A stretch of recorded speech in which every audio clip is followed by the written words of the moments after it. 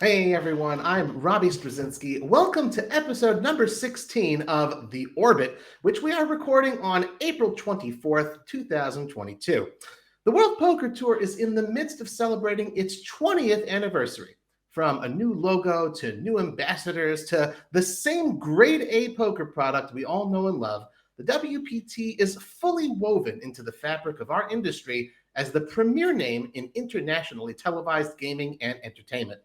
On this episode, we wanted to take the opportunity to dive deeper into the inner workings of the World Poker Tour, to examine what challenges it faces and its plans for overcoming them, and to hear firsthand how it plans to be an even bigger part of our industry over the next 20 years. To do that, we've gathered together an all-star panel of WPT talents who I'd like to introduce right now. In seat one, we have Adam Pliska. Having started out with the WPT as the company's legal counsel, Adam quickly rose within the ranks to become CEO, a title he's held for over a decade and a half as the head of the WPT family. Adam, welcome to the Orbit. Good to see you, Robbie. In seat two, we have Vince Van Patten. Vince has been a featured World Poker Tour co-commentator for 20 years throughout the lifetime of the company. He's also a former professional tennis player as well as a Hollywood actor with numerous film roles to his credit. Vince, welcome to the Orbit. Great to be here. Good to see you as well. And in seat three, we have Tony Dunst. First having joined the WPT as host of the Raw Deal segment and later moving into the commentary booth upon the retirement of the late Mike Sexton, Tony's been with the company for over 12 years. Away from the booth as a player, he's also won a WPT main event title along with 2 WSOP bracelets and close to $4 million in career live tournament earnings. Tony, welcome to the Orbit. Hey, Robbie. Good to be back on air with you. Good to see you again. And hi, everybody. Thank you very much for making the time to join me today. Really looking forward to today's roundtable discussion. So we'll jump right in with Adam in seat one. Guys, the WPT is unique in our industry among the overwhelming majority of poker companies in the way that it generates revenue, i.e., not from the players themselves. If you can, please describe the way for our audience in which the WPT makes its money and why that relatively unconventional route has always made the most sense for the company over its 20-year-long history. Yeah, thanks, Robbie. I think the question's good, especially the second part of the question, why it's good for the company, because the way that the company is structured, it allows us to, I'm going to answer the end of the question, which is allows us to make investments into the brand. In all companies, you need to make sure that you're reinvesting in the brand. And so, you can, when you think about, I think most people think about the World Poker Tour and they think, gosh, there's tournaments all over. A lot of people who aren't poker players assume that, the players are paying us, but that's not how it works. We'll go to different venues. There is tournament fees that casinos pay for us, but the overwhelming amount of money, if you look at the tournaments themselves, we look at the tournament as we need to create really great, compelling places for the players to want to come and want to spend time. And so that's going to take most of our reinvestment. That's not where you're going to be looking for profitability. Where you are going to be looking for profitability is in those scalable aspects. So we have social gaming, we have licensing of the brand, whether that be merchandise, whether that's online, or the other one is that the World Poker Tour has a tremendous amount of viewership. And as we had started a distribution company that eventually distributed in over 28 linear channels across the world. But as OTT, the digital platforms and digital stations have taken off, the World Poker Tour has just exploded lately. Great thing is that having a background in distribution, becoming a lot of content, know how to program, know how to work with sponsors. a tremendous amount from that, and between that and the other scalable part of social that comes in. Well, what that allows us to do is not be extracting everything from the for the tournaments. We want to be able to. We want to reinvest. We want this to be ultimately a loss leader, because that's when a player comes and they play in the World Poker Tour, they are the talent, right? They are really the talent, and if we can make an attractive place, we'll find other ways to do that. Whether that's whether that is merchandising a product or an NFT, social gaming, or distribution of the show. Definitely fascinating. And again, as per the question, and certainly an unconventional way, at least compared to other sort of companies in the industry as far as making money. Tony and Vince, you're next up here in line to answer this question. So Adam kind of laid it out for us, but both of you respectively, Tony, of course, as a player as well, you've been part of these events. And I know, Vince, you've played in a couple as well. And you also commentate on these events. Does the way that the company sort of makes it money, does that affect at all sort of the way you broadcast the show and I guess put it out there for the audience to be entertained by? Is it affected in any way as far as your commentary? Let's start with you. I don't think so. I think commentating from the get-go with Mike Sexton first, we just wanted to commentate and say it like it is, tell it like it is out there, but be nice to the players too. I think it's an important thing the World Poker Tour has done from the beginning of the tournament, we like to show players, getting there, showing their personalities. And when they make the final table, we want to go our way to making them stars. So I think that's a plus for the World Poker Tour. Tony, what do you think about that? Well, I think that our model is great in that it leads to a very collaborative relationship with our players. Sometimes there can be a certain tension from operators between doing what's best for the business and what's best for the player pool. And sometimes you can't have your cake and eat it too. Whereas here on the World Poker Tour, because we have that collaborative relationship, we're often doing things sort of in tandem that I think are well supported on both counts. I'll just add to that. Ultimately, when Mike and Vince, when Tony and Vince are going into the booth, they're thinking about the same thing that the tour management is. They're thinking about being good. Really delivering a good product. And what we found is if we can deliver a good product, you can monetize, but you can't monetize right away. That's the thing. Right? If you have to have enough of a machine and enough of a snowball going that you can extract your monetization over many years. But if you can do that, then they can focus on creating the best product, which they do over and over again. I wonder, Tony, if you were just saying Tony has been here 12 years. It's just seemed like yesterday during that when he was joining. But yeah, and Vince for 20. Vince is one of the longest serving commentators in all sports history. But they go out and they're able to focus on being good, and I think it's because the model allows us to do that. We don't have to worry about immediate monetization. It's a very prolonged structure.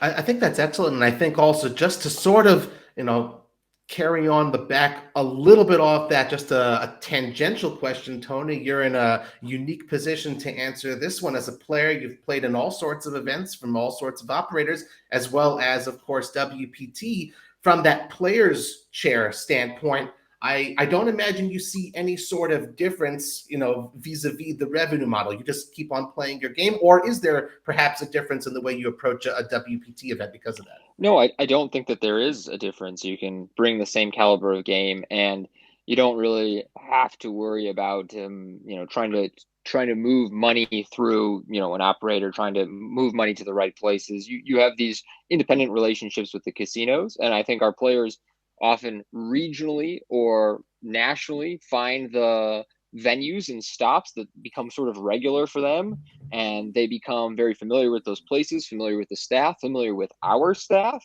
and kind of know the inner workings of our events, and it makes it much easier for them to navigate.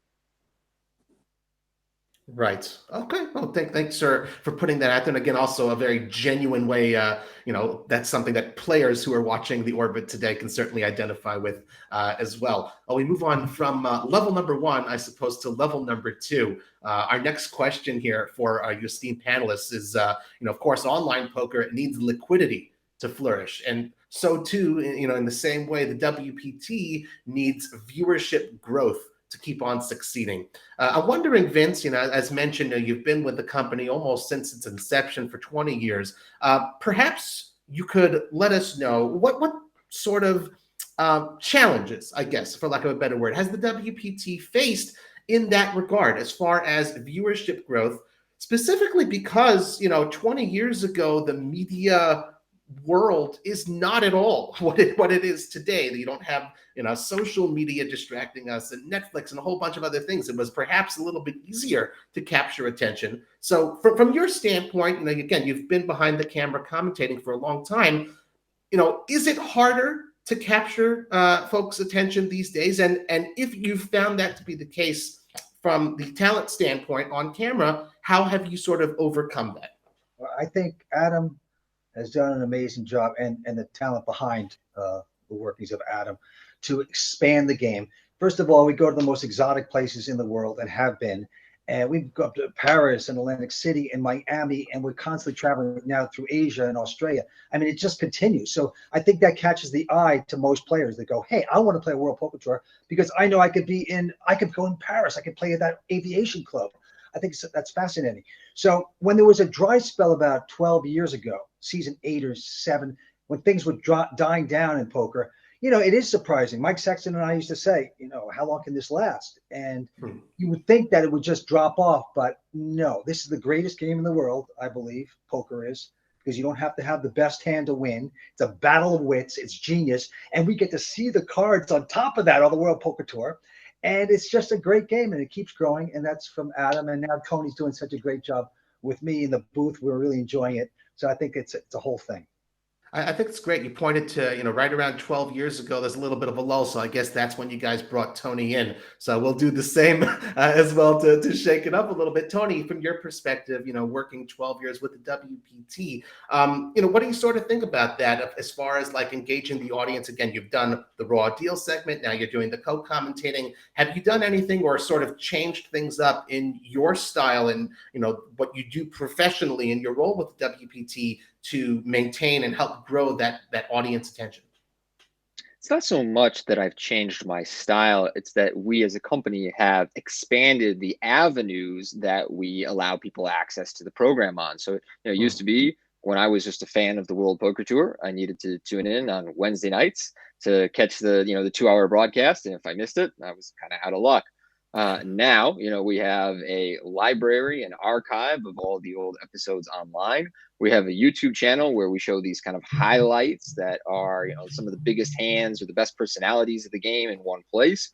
We do streams on Twitch to form a stronger connection with our players on the WPT's subscription site and on Club WPT. And, we, of course, have the physical presence when we're there on site, coupled with the normal TV broadcast. And I'm sure that Adam could speak better as to, just how many different channels we're on internationally. I'm less familiar with that angle. But as somebody who consumes a lot of their media online, I really appreciate that it is expanded over those years. And it is now a lot easier to consume for a younger audience. The younger audience does generally have a shorter attention span and then just zoning into that 2-hour broadcast of the show. We've cut it down to 1. We have all these quicker clips or quicker streams available online. And so there's just way more ways to approach it and get a glimpse of the show. It's a great, front row seat insight there. And, of course, I guess, behind it all, Adam, you're sitting there, for 20 years. The fact of the matter is WPT is just as strong, obviously even stronger, more widespread of a brand. And as I said, woven into the fabric of the poker industry 20 years later. in spite of all of this evolution of media. And I guess it's because, if it exists, okay, WPT's got to be there. Could you perhaps, give us a little behind the scenes look, when this new media develops, when, the audience attention starts getting divided, what does the WPT do and brainstorm to ensure that you maintain, retain, and grow that audience that you have? Yeah, well, you're always pushing, and I won't forget the first part of your question. You asked about the challenge, so I will get to the challenge in a moment. But let me just quantify some of this. First, I'll give you something that's anecdotal. Then I'll give you some numbers.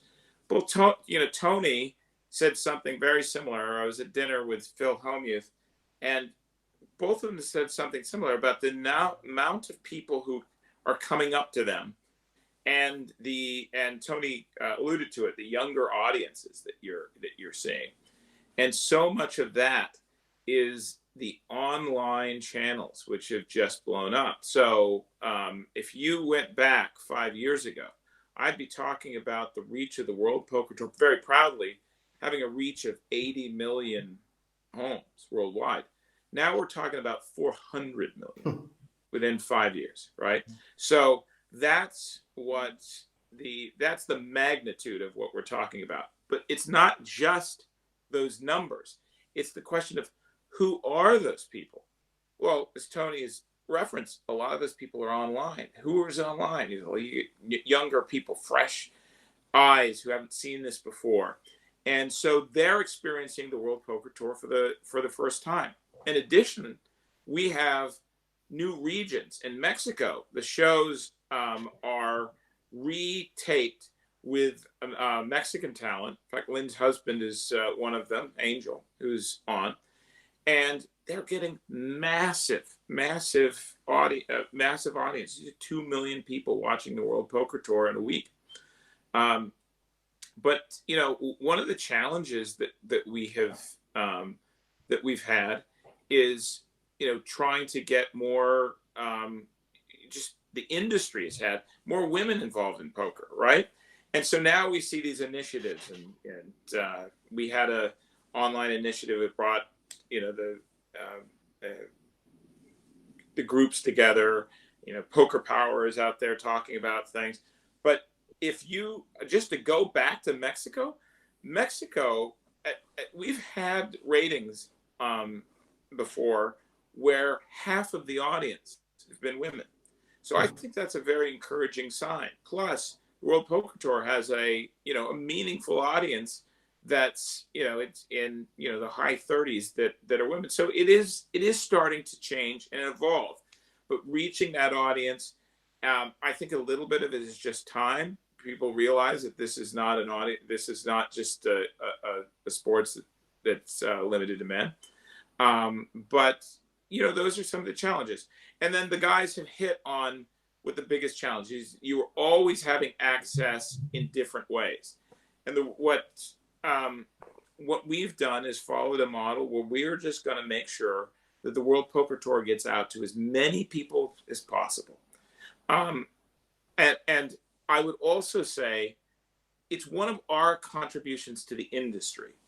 And you and I, Robbie, have talked about this before, which is there are tent poles in the industry, and every time they do marketing, we all benefit, right? When the World Series is going on, there's no doubt that the World Poker Tour benefits because poker is in the air.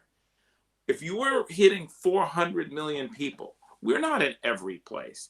That means we have a reach of 400 million people. That means hundreds of millions of people are thinking about poker, and they're going into local casinos, and they might not be going to us, and they might be going to party, and they might be going to, they might be going to, a different tour. But it's good. It's good for the ecology. So that's, I'm happy that we continue to grow. I like it also because, we're all poker players to a degree, even recreationally, if not professionally. And we know the most successful players, we look at our numbers, we look back at hands, we look at our analytics. And so too, from a business standpoint, clearly it's not guesswork to know the next step in the World Poker Tour strategy. Say you look at your numbers and that is how, okay, well, this is who our audience is. Let's cater more to them. Let's do these women initiatives. So I really like it. And everyone loves a good Phil Hellmuth name drop. Usually he's the one dropping names, but I appreciate that you did that, Adam. He is the Raw Deal segment host. Now, we don't have him, but to showcase the wonderful quality that the World Poker Tour does bring to 400 million homes throughout the world. We do have a hand featuring one of our panelists playing. That's Tony, and another one of our panelists, that's Vince on comms. Let's take a look for a couple minutes. Simon Lamb from Irvine, California goes out. Nick Schulman going to take a breather. Ola with 10-7 of spades. And I think we're going to continue to see the trend of Ola opening a lot of hands, because at this point, he's going to put maximum pressure on all of his opponents. Oh, not so fast. Don't do it to Tony Dunst. He's got a pair of jacks here. Nice for Tony to find jacks in the big blind, but he is just going to call, because in this spot, when you have a decent stack size against the chip leader, you don't want to play a big pot, especially out of position, and lose your chip position, which gives you a big advantage over the short stacks. And look at this flop. Perfect for Tony Dunst as a 7-5-5 appears. Ola getting a piece of that with the sevens. Easy continuation bet from Ola. He doesn't expect Tony to have an overpair, because sometimes he will hear from Tony with a 3-bet before the flop. Well, he's made it 36,000. A good check and raise by Tony. And Ola's not going anywhere. He's going to make this call. We're going to the turn, and it gets better for Ola. Now he's got 10s and 7s. Tony looking good with jacks and 5s. Motown hand. Tony's going to come out with a bet, 42. Tony happy to continue to extract value in this hand. Oh. He is going to continue.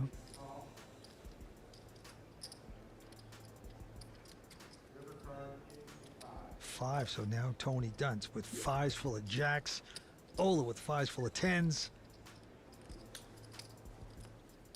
Tony's going to put a bet of 80,000. Doesn't want to scare away his victim. Ola's thinking about it because with Tony check raising and then the board running out this way, Tony's not really going to bluff at a board that has 3 5s once Ola calls both the flop and the turn. So it's not really an easy payoff. Well, Ola's going to take more time. 30-second extension.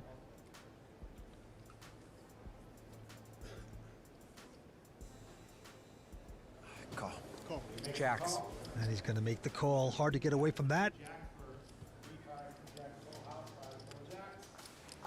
So Tony Dunst will take some chips away from the chip leader. 6 players remain here at the Tournament of Champions. Hey. Didn't feel like a bluff. Didn't feel like a bluff, but you had a good hand? Yeah. Yeah, then what can you do? Have a 10. Oh, wow. It's a nice hand for you to have for me. Right, then the Tournament of Champions continues. 6 players. Winner's going to take home $440,000 here tonight. And as Vince beautifully commentated there, Tony managed not to scare away his victim, but he did scare him away. We were going to have Ole Shemian on, but we will settle for Tony, who puts on a clinic, of course, at the Felt as well. Tony, you're going to start us off with the second half of our show here, episode number 16 of The Orbit. During the pandemic, online poker, of course, as we all know, experienced quite the resurgence. And now, thankfully, we're very, very grateful for the pandemic subsiding. Live poker definitely roaring back strong. Every poker tour, Europe, America, Australia's getting into it, and Southeast Asia as well. Everyone is fighting hard for a piece of the playing pie.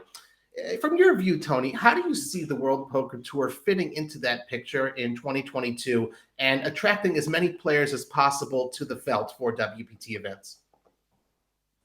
Well, we have continued to expand internationally. We have a presence in Australia now, running tournaments in the Gold Coast, where, of course, Lynn Gilmartin is present. And we have an event coming up in Vietnam, but we're also continuing to return to some of our favorite stops here in the United States. Of course, with the pandemic, there was a lull in our ability to run tournaments, and a lot of various stops' ability to run tournaments. But now we're seeing that gradual reopening and the sort of refilling of our schedule. So most notably, we announced over the last week that we're returning to Venetian as well as Tampa Bay. Tampa at the end of August, early September. Venetian will be in early July, if memory serves. So I'm just really happy to see our schedule filling up again. And, now after a couple of years where there was limited access to poker tournaments, we are stretching our wings again.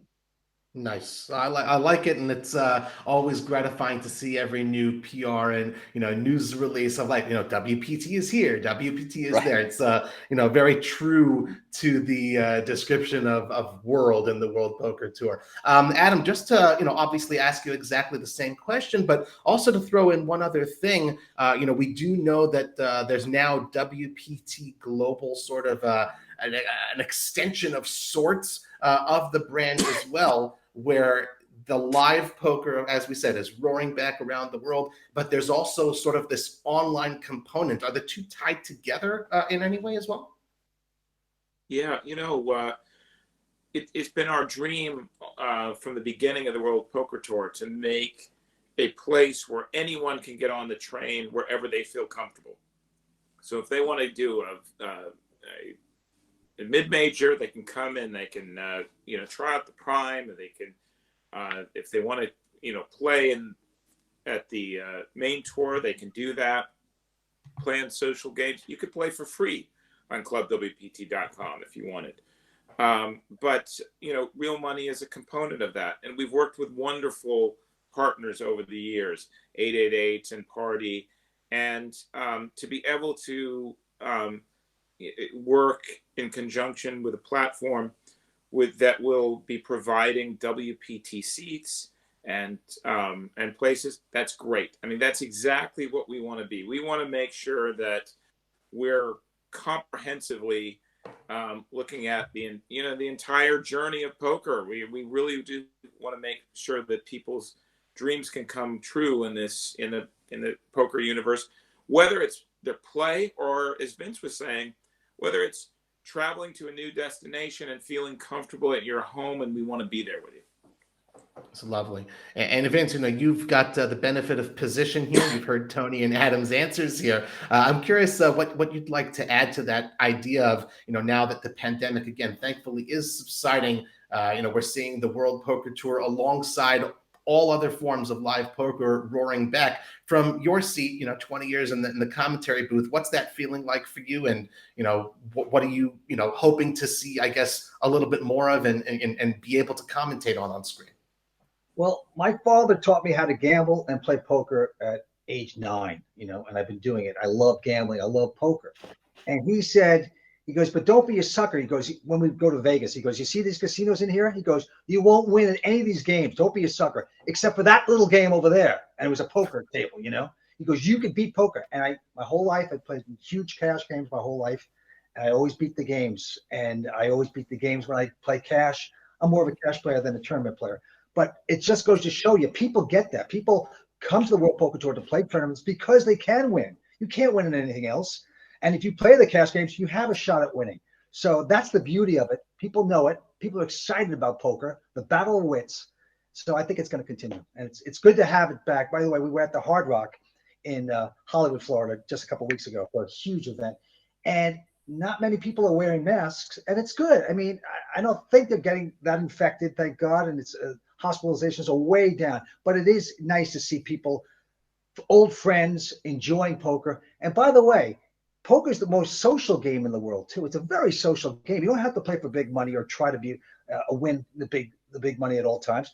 You can. It's a place to go. Everybody knows your name, kind of thing. So that's another thing about the World Poker Tour, I believe. Well, I'd love to see it. And folks, we've talked for a good it's about half an hour now, a little bit over than that. Sort of going through a little bit of that 20-year WPT history of the challenges, of how the company has evolved, of how we're trying to retain an audience. And that does continue. That doesn't just stop, okay, we hit the 20-year mark and we can coast. The innovations continue. You keep on bringing new things to the table for fans to enjoy, for players to enjoy. And I just kind of want to, I guess, end off this episode of The Orbit. First we'll just note this 20-year anniversary of the WPT. It's been covered, from post to post across poker media. So many wonderful changes and innovations. You have a new WPT logo. You've got Steve Aoki as the great brand ambassador, throwing cake in Matt Savage's face. It's wonderful. You've got WPT Prime, which is now, replacing WPT Deep Stacks. You have the Player of the Festival Award. So many new things. And, we're plenty more of this 20th year anniversary celebrations to come. I'm wondering if, to sort of close out and round off the show, each of you could perhaps just give us a little bit of a taste and maybe a teaser of one extra thing that viewers and or players can look forward to and expect to happen as the 20th anniversary year of the WPT progresses. Adam, why don't you sort of start us off there? Sure. Thanks, Robbie. Yeah. Well, I just want to take the moment to say thank you to everybody who has played on the World Poker Tour for 20 years. I mean, the support, especially during COVID, I think that COVID is when we woke up and realized it just hit us. The support that we had, the notes that we would get, the viewership that obviously that took off during that time. But all of these people, whether you worked for the company, whether you played, whether you watched on TV, you're part of it. And so we're going to say that we're going to see some new locations. That's the tease. But we're going to look back a little bit and celebrate all of that participation and the things that they did, and part of it. And won't be surprised. Don't be surprised if you see yourself in things that we celebrate. This great thing that we've all built together. Right. Okay. I like it. And I like this idea of underwater or outer space locations where the WPT will be expanding to. It's wonderful. Vince, what can you tell us? Will there be maybe a third, a fourth, a group commentary type of thing? Or what can you kind of tease that may be a new innovation for the 20th year of the WPT? By the way, and Vince always has the best idea. Vince has been 20 years of ideas. I'll just tell you that right now. Vince has amazing idea. Yeah. Well, I think once a year, at least, we all get together with Adam and really throw the good ideas around. How do we get better? How do we improve? How do we improve our commentary? But one thing I'll try to do, and Tony and I will try to do, is keep it light. We analyze, we have fun, we try to build them up. We'll tear them down a little bit, the players. But overall, people come up to me and say, I love the jokes. Just keep the jokes, keep the humor going. It's an important thing in poker to enjoy it, and that's what I guarantee this year. Love it. It's great. It's good. I'm sure fans are looking forward to that. That's again, that's what's kept them sort of glued to their screens for all these 20 years. And Tony, what would you like to sort of share as far as what viewers and again, perhaps also players could expect to happen and be revealed as something new in the WPT during the 20th year? Well, something I'll touch on for our viewers is that in the past, we've almost entirely broadcast poker tournaments. But with the limitations from the pandemic, we pivoted and started constructing more high-stakes cash games that we televised, and we're able to construct these games where we often had one or two really big, personalities, gamblers on the table, surrounded by some of the best poker players in the world. And that led to these great games where a few people are really setting off the action and keeping the conversation flowing. Plus, we're watching some of the best in the world navigate between each other, or how to beat the more recreational player out of a ton of money all at once. And something you'll see in tournaments is often it can be a very serious affair. Everyone's caught up in the moment, kind of keeps their voice down because they don't want to give anything away. In the cash games that Vince and I have been doing recently, we get this incredible table talk, people playing the 7 deuce game, drinking, laughing, poking fun at each other. So I think those are going to make for some great episodes coming up this season. I love it. That's great. And of course, after you finish watching The Orbit, you're always invited to go ahead and tune in to everything the WPT has to offer in its library. I would be remiss if I didn't end off with, again, the president and CEO of the WPT. Adam, if there's something perhaps that you'd like to share, again, this is the 20th anniversary. Obviously, the preparations going into this year were astounding. You have dozens of people working with the WPT, brainstorming, thinking, how could we make this special? How could we make this memorable? Is there something that between now and the end of the 20th year celebrations, you're really sort of looking forward to showcasing for the WPT audience and those who have, loved the brand for its duration? Yeah. So what I will say, and this is, the ultimate tease, is we will definitely end off the year with a bang. It will be a celebration for everyone in the community, and we are looking forward to it. Next month is the actual first event that we had, the opening of the office. That was February. The first event, it was in May, but we will end with many. With some announcements that you're going to hear shortly, and everyone will be invited to participate and celebrate this great thing that we've done. I love it. I love it. I'm on pins and needles, and I'm sure all of our viewers here at the Orbit are as well, to see what the WPT has up its wonderful sleeve. What's that ace in the hole? Folks, that's all the time we have for today, and I hope you have enjoyed episode number 16 of the Orbit. Thank you again so much to our wonderful panelists, Adam Pliska, Vince Van Patten, and Tony Dunst, for joining us. Guys, we'd love to get your feedback, so please be sure to share #TheOrbit when you do share this episode, or leave us a comment on Facebook or Twitter and all your other social media outlets. And finally, this episode will remain available on demand on twitch.tv/poker. I'm Robbie Straczynski, and I'll see you again next time on The Orbit. Show me a smile so I